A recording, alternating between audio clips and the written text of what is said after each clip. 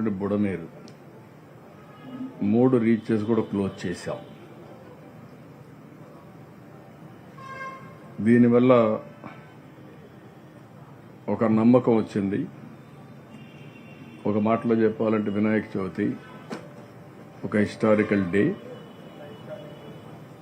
ఎందుకంటే ఆర్మీ కూడా అప్రిషియేట్ చేశారు మన చర్యల్ని. వాళ్ళకుండే ఇంజనీరింగ్ డివిజన్ కూడా మన వాళ్ళు చేసినటువంటి ఎఫర్ట్స్ అన్ని చూసిన తర్వాత చాలా బాగా చేశారని మన వాళ్ళు అప్రిషియేట్ చేసే పరిస్థితి వచ్చారు. 4 రోజులుగా నిమ్మల రామానాయుడు, అదే మరిగా హెచ్ఆర్ మినిస్టర్ లోకేష్ వీళ్ళంతా అక్కడే రిపీటెడ్గా ఫోకస్ చేసి దీన్ని పూర్తి చేయగలిగారు. దీనివల్ల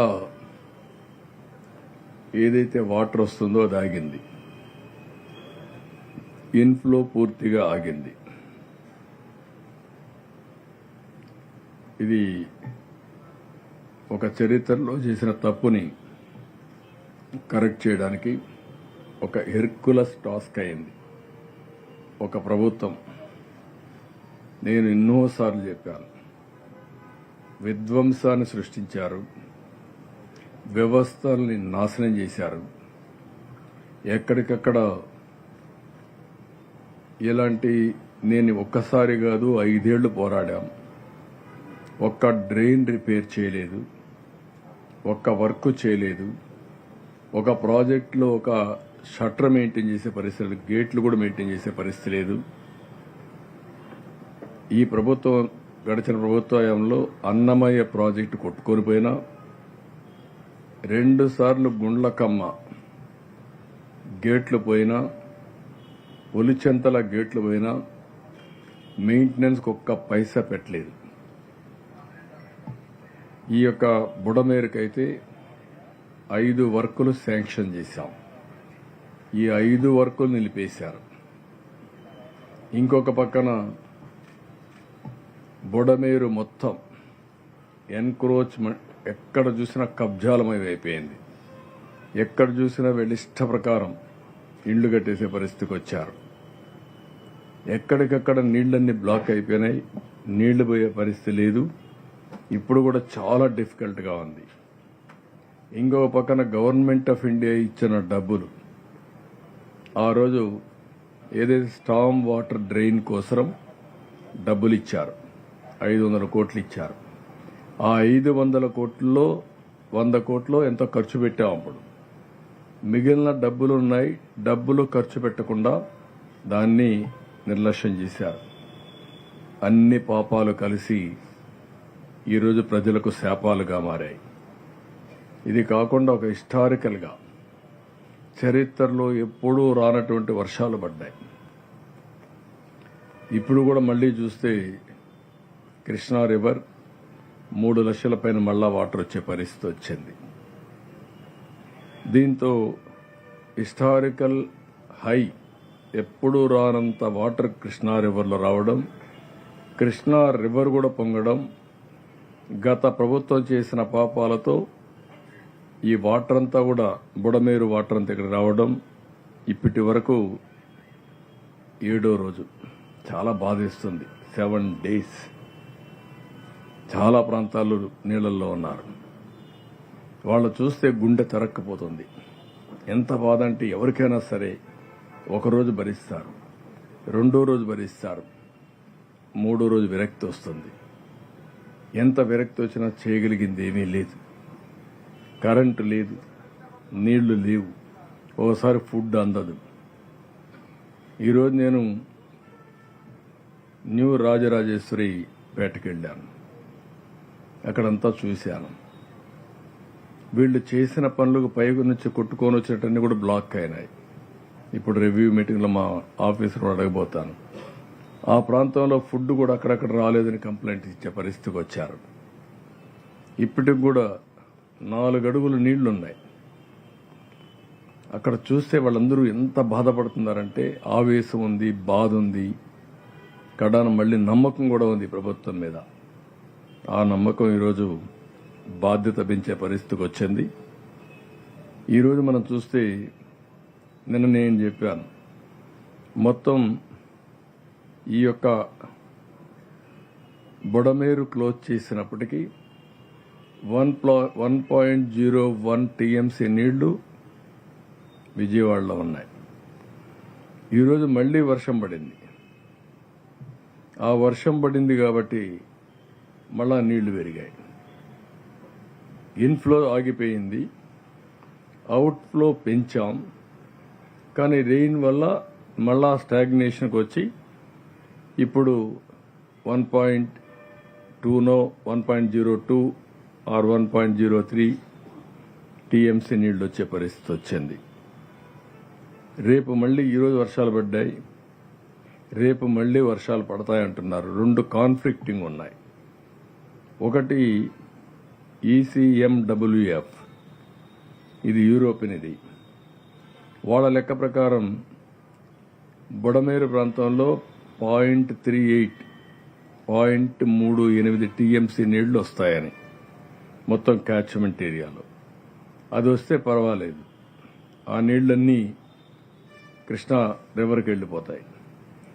అదే మరి విజయవాడకి 0.09 అంటే 0.09 టీఎంసీ నీళ్లు వస్తాయని. ఇది వస్తే మనం మేనేజ్ చేసుకోగలుగుతాం. IMD బుడమేరు ప్రాంతంలో 1.86 టీఎంసీ నీళ్లు వస్తాయంటున్నారు. 1.86 టీఎంసీ నీళ్లు అంటే ఒకేసారి 10-15 వేలు కూడా వచ్చే అవకాశం ఉంటుంది. దాన్ని ఏ విధంగా హ్యాండిల్ చేయాలో ఇప్పటి నుంచి కూడా కంటిన్యూ చేస్తున్నారు. బ్రీచ్ క్లోజ్ చేశారు, హైట్ పెంచుతున్నారు, దానికి రాత్రింబగళ్ళు పనిచేస్తున్నారు. మళ్ళా ఒకసారి సమీక్ష చేసుకుంటాం, ఇంకా పెంచమని చెప్తాం. సిటీకి కూడా 0.37 టీఎంసీ నీళ్లు వచ్చే అవకాశం ఉందని IMD చెప్తున్నారు. అది వస్తే కొద్దిగా పెరగవు, కానీ తరగవలసిన నీళ్లు తగ్గవలసిన నీళ్లు కొంచెం తక్కువగా తగ్గే అవకాశం ఉంటుంది. లేకపోతే రేపు సాయంత్రానికి ఎల్లుండికి పూర్తి కావాల్సింది. ఇది ఇంకొక హాఫ్ డే అట్లా లేట్ అయ్యే అవకాశం ఉంది. చాలా డీటెయిల్డ్గా రెయిన్ఫాల్ ప్రిడిక్షన్ చూస్తున్నాం. ఇన్ఫ్లో అరికట్టగలిగాం, ఇక్కడ పడే వాటర్ను చూస్తున్నాం, అడ్డంకులు తొలగిస్తున్నాం, ఎక్కడికక్కడ ఈ నీళ్లన్నీ పంపించడానికి ముందుకు పోతున్నాం. నేను ఎక్కడికి పోయినా ఈరోజు అడిగింది, మీరు ఏం చేస్తారో మాకు తెలియదు, మేమంతా కూడా నిద్ర లేని రాత్రులు గడిపాం, భయంకరమైన రాత్రులు గడిపాం. కాబట్టి ఎట్టి పరిస్థితిలో కూడా బుడమేరు సమస్యకు శాశ్వత పరిష్కారం చూపించమని రైతులు అడిగే ఆ ప్రాంతం వాళ్ళందరూ అడిగే పరిస్థితికి వచ్చారు. ఇవన్నీ కూడా తరోగా ఎంక్వైరీ చేస్తాం. ఎట్టి పరిస్థితుల్లో మళ్లీ ఇలాంటి సమస్య పునరావృతం కాకుండా, బుడమేరు ముంపుకు గురి కాకుండా శాశ్వత పరిష్కారం ఇచ్చే బాధ్యత. దీనికి ఒక శాశ్వత పరిష్కారం కోసం ఒక ప్రణాళిక తయారు చేస్తాం, దాని ప్రకారం ముందుకు పోతాం. ఇది ఒక మేజర్ ఇష్యూ. 2, ఈరోజే కేంద్రానికి ఫ్లడ్ మీద ఏ విధంగా డ్యామేజ్ జరిగాయి, ఎంత డ్యామేజ్ జరిగింది, ఏ విధంగా అడగాలనో ఒక ఫస్ట్ రిపోర్ట్ పంపించాం. దీని ప్రకారం 6,880 కోట్ల రూపాయలు అడిగాం. దీన్ని ప్రాసెస్ చేసి వాళ్ళు ఎంత తొందరగా వీలైతే తొందరగా చేస్తారని ఆశిస్తున్నాం. ఇది కాకుండా ఈరోజు రొటీన్గా చేసే పనులన్నీ కూడా చాలా వరకు మేము పంపించేటన్ని కూడా క్లియర్ చేస్తూ వస్తున్నాం. ఉదాహరణకు మీరు చూస్తే ఈరోజు కూడా మార్నింగ్ బ్రేక్ఫాస్ట్కి అయితే 4,17,080 మందికి పంపించాం. లంచ్ 2,98,970 మందికి పంపించాం. డిన్నర్ 1,47,340 మందికి పంపించాం.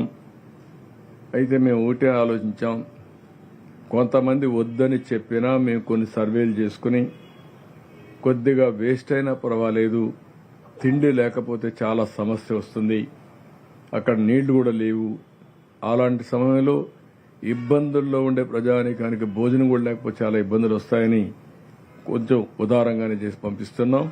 కానీ వాళ్ళను కూడా కోరుతున్నాం, ఇవి సరిగా డిస్ట్రిబ్యూట్ చేయలేదని కూడా వస్తున్నాయి. మేము పంపించేది మీకోసరం. దీన్ని గట్టిగా తీసుకునే బాధ్యత ప్రతి ఒక్కరికి తీసుకోవాల్సిన అవసరం ఉంది.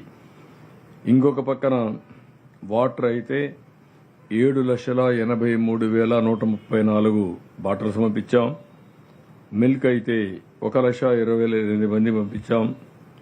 బిస్కెట్స్ 1,80,580 పంపించాం. క్యాండిల్స్ 10,934, మ్యాచ్ బాక్సెస్ 5,400, రేషన్ ఈరోజు 46,454 మందికి ఇచ్చారు. నిన్న 20,000 మందికి ఇచ్చారు.